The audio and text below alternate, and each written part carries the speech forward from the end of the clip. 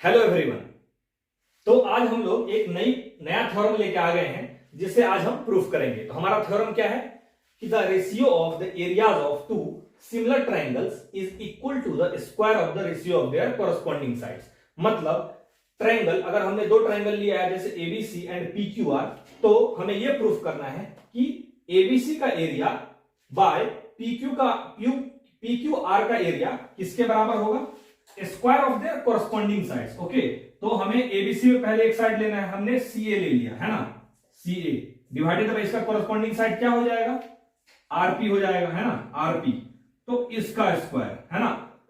फिर से हम यहां एक और कॉरस्पॉन्डिंग साइड का पेयर ले लेंगे। कौन सा ले लेंगे? CB divided by RQ. Okay, इसका स्क्वायर इक्वल टू, फिर तीसरा क्या बच गया?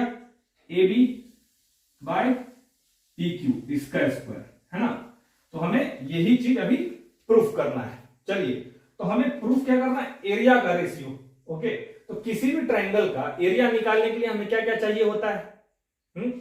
एरिया निकालने के लिए हमें किसी भी ट्रायंगल का बेस और हाइट, ये तो चाहिए ही चाहिए कम से कम, है ना। तो हमारे पास बेस तो चलिए है, ए बी है, या फिर हम किसी भी साइड को बेस बना सकते हैं, इसमें कोई फर्क नहीं पड़ेगा, है ना। हम यहां क्या करते हैं? ए बी को बेस बनाते हैं और इस ट्रायंगल में पी क्यू को बेस बनाते हैं। तो अगर हम इसको बेस बनाएंगे तो हम इस पे परपेंडिकुलर कैसे ड्रॉ करेंगे? पॉइंट सी से करेंगे, किस पे? बेस पे ही ड्रॉ करेंगे। तो परपेंडिकुलर ड्रॉ करते ही हमें पता है यहां पे एक 90 डिग्री का एंगल बन जाएगा। तो इस पॉइंट को हम एम से डिनोट कर लेते हैं, ठीक है। उसी तरह पीक्यूआर ट्रायंगल में भी हम एक परपेंडिकुलर इसके बेस पे ड्रॉ करते हैं और इस पॉइंट को हम एन से डिनोट कर लेते हैं, ठीक है। तो चलिए, अब हम आसानी से इन दोनों ट्रायंगल का एरिया का रेशियो निकाल सकते हैं। तो कैसे होगा? एरिया ऑफ ट्रायंगल क्या है? ABC bye area of triangle क्या है दूसरा? P Q are. तो इसका रेशियो निकालना है, ठीक है। चलिए, हमें पता है एरिया का फॉर्मूला क्या होता है? Half into base into height, है ना। तो इस ट्रायंगल में बेस क्या है? ए बी है, half into A B into height क्या है? सीएम है ना। उसी तरह पीक्यू आर ट्रायंगल में बेस क्या है हमारा? पीक्यू है ना, और हाइट क्या है हमारा? आर एन है। तो ये हमने लिख लिया, है ना। यहां पे हाफ और हाफ कैंसिल हो जाएगा, है ना। तो हमारे पास क्या बचेगा? A B into C M by P Q into R N. हमें तो प्रूफ ये करना था, लेकिन अभी तक हमारे पास वो चीज आया नहीं। तो चलिए आगे हम क्या करते हैं? ये ड्रॉ करने के बाद जब हमने परपेंडिकुलर ड्रॉ करा तो हमारे पास दो और नई ट्रायंगल्स बन गई। एक तो ये ट्रायंगल, एक ये ट्रायंगल, एक और इसमें भी दो, एक ये और एक ये, दो ट्रायंगल्स बन गई, है ना। दोनों ट्रायंगल में दो दो ट्रायंगल बन गए। हम क्या करते हैं? इन दोनों में से एक ट्रायंगल ले लेते हैं। तो इस केस में हम कौन सा ट्रायंगल ले लेते हैं? ट्रायंगल सी एम बी और आर एन बी ले लेते हैं, है ना। तो यहां पे हम क्या लिखेंगे? In triangle C M B, okay, C M B and triangle, यहां भी ठीक उसी तरह लेंगे आर एन क्यू, है ना, आर एन क्यू, है ना। तो इस ट्रायंगल में हम लोग एक चीज गौर करेंगे कि ये जो एंगल बी है और इस ट्रायंगल में ये जो एंगल क्यू है, ये दोनों इक्वल होगा। क्यों इक्वल होगा? क्योंकि हमें ये गिवन है कि दोनों ट्रायंगल आपस में सिमिलर है। तो दोनों ट्रायंगल जब सिमिलर हैं तो एंगल बी एंगल क्यू के इक्वल होगा। मतलब angle B is equal to angle Q. क्यों? क्योंकि triangle A B C is similar to triangle P Q R. उसी तरह ये जो एम एंगल है, मतलब 90 डिग्री वाला एंगल है, एम और एन, ये भी इक्वल होगा क्योंकि दोनों 90 डिग्री है ना। तो angle M equal to angle N because 90 degree है दोनों, है ना। अब ये एंगल इसके बराबर है और ये एंगल इसके बराबर है, मतलब दो ट्रायंगल में दो कोरस्पॉन्डिंग एंगल एक दूसरे के इक्वल हो गए हैं। तो हम क्या कहेंगे कि ये ट्रायंगल इसके सिमिलर हो जाएगा। कैसे? ए सिमिलरिटी प्रॉपर्टी से, है ना। तो क्या हो गया हमारा result? Triangle C M B similar to triangle क्या हो जाएगा? R N Q, R N Q. क्यों हो जाएगा? ए सिमिलरिटी। ओके, चलिए अब जब ये ट्रायंगल इस ट्रायंगल के सिमिलर हो चुका है तो हम ये जरूर कह सकते हैं कि CM by RN will be equal to CB by RQ।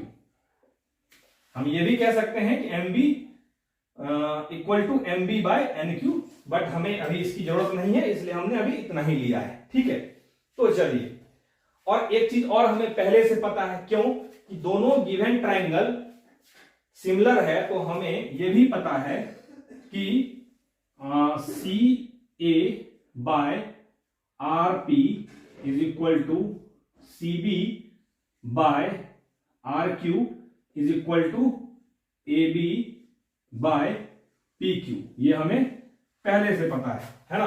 तो ये जो हमने निकाला, चलिए इसको हम इक्वेशन 1 मान लेते हैं। ठीक है, और इसको हम इक्वेशन 2 मान लेते हैं, और इसे हम इक्वेशन 3 मान लेते हैं, है ना।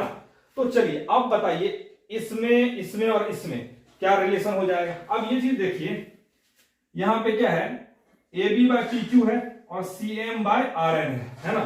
तो यहां पे क्या है, CM बाय RM जो है, जो यहां पे है ना, CM by RM, sorry CM by RN, sorry यहां पे N होना चाहिए, यहां पे M नहीं होगा, सॉरी ये गलत हो गया था।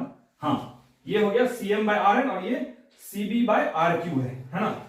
लेकिन ये जो CB बाय RQ है, ये किसके इक्वल है, AB बाय PQ के, और यहां भी हमारे पास क्या है, AB बाय PQ।